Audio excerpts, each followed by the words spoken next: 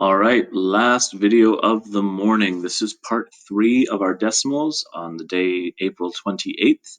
We will be doing more videos as well as anything that comes up from your questions, but this will be the last one to get you kind of on the way, get your mind ready for the next set of instructions. So I'm going to go over page 79. The previous two videos deal with multiplying and dividing by 10 and 100 and 1000 because those are nice looking numbers. All I'm actually dealing with is a power of 10 or a power of 1.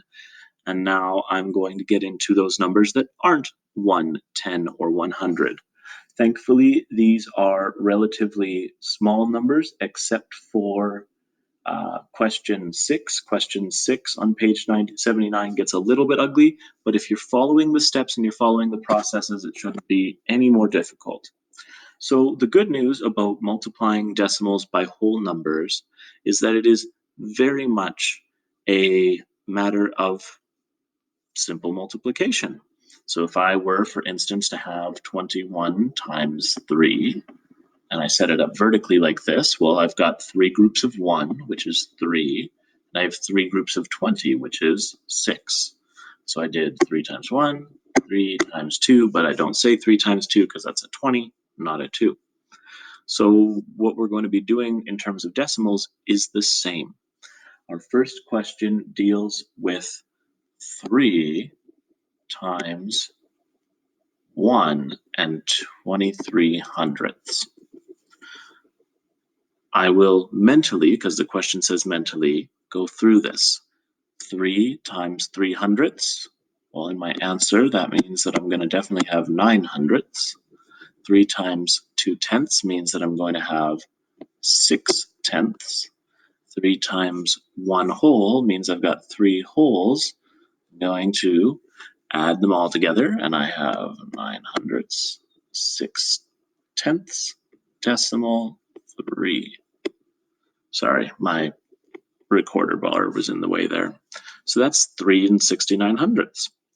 Very easy stuff, but I am taking the whole number I'm multiplying by, and I'm going through each of these place values on their own.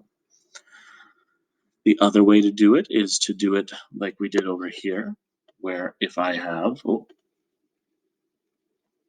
1 and 23 hundredths times 3, 3 times 3, 9. I'm going to put the decimal in the same place as the decimal is over here. 3 times 2 is 6. 3 times 1 is 3. Because I've taken the time to put the decimal where it belongs ahead of time, I don't have to think, oh shoot, is this 36 and 9 tenths? Is this 369? No, it is 3 and 69 hundredths. Then we get to question 2, where things get a wee bit ugly. Now, I'm going to be multiplying, and the numbers are going to create something that needs regrouping. Hopefully, you have been doing these decimal booklets in order, so you're used to regrouping.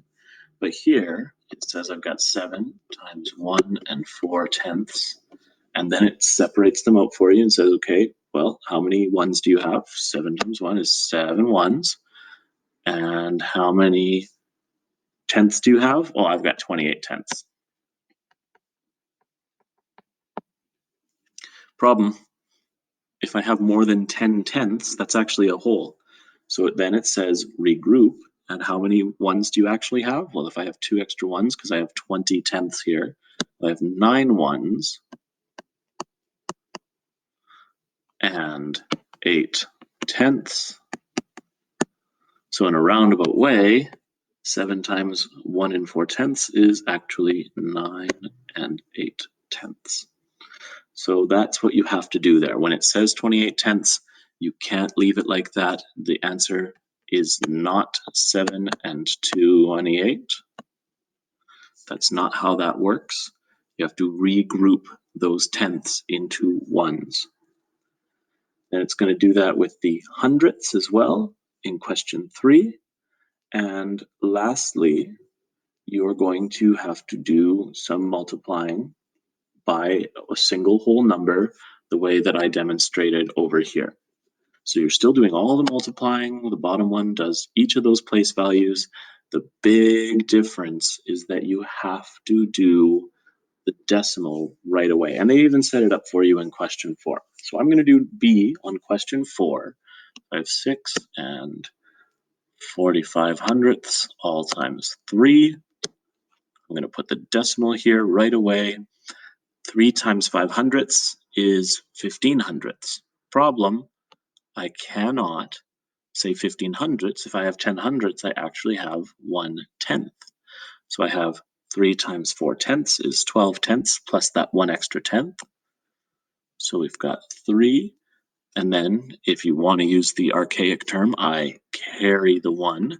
3 times 6 is 18 ones, or actually 8 ones plus 1 more. So I have 9 ones and 1/10. So again, confirm with your calculator. Do not rely on your calculator for this math right now.